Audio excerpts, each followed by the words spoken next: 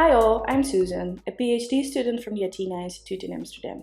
And I'm working as a health advisor for KIT, the Royal Tropical Institute, also in Amsterdam. During our Perform to Scale program, we implement and research the scale-up of a management strengthening intervention in Ghana, Uganda and Malawi. We do this in a bigger consortium with 8 different partners, and this is led by the Liverpool School of Tropical Medicine. To ensure that all people have access to good quality healthcare, it is important that the impact of successfully tested pilot interventions will be spread to benefit more people. Spreading the impact from, for example, a family planning intervention in one district in Zambia to several districts in Zambia is called scale-up. However, scale-up is challenging and it's very often not successful. We believe that for successful scale-up, institutionalization of an intervention is necessary. This means that an intervention needs to be integrated in the existing system through, for example, a change in budget or policies.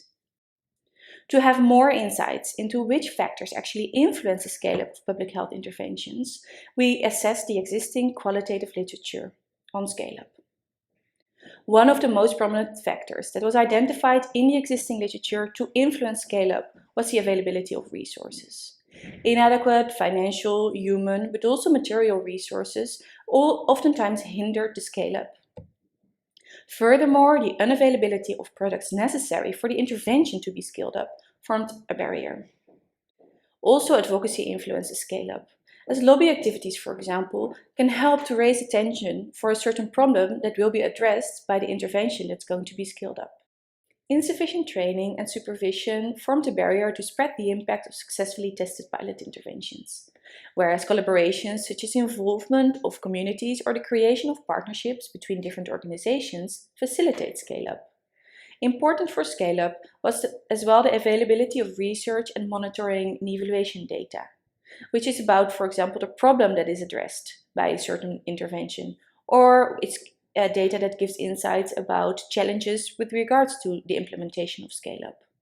Some studies articulated the acceptability of an intervention in a given social-cultural environment, whereas more emphasis was placed on the importance of stakeholders feeling a need for a specific intervention. When scaling up a public health intervention in low and middle income countries, it is important to take these different actors into account, especially because these different actors are strongly interlinked.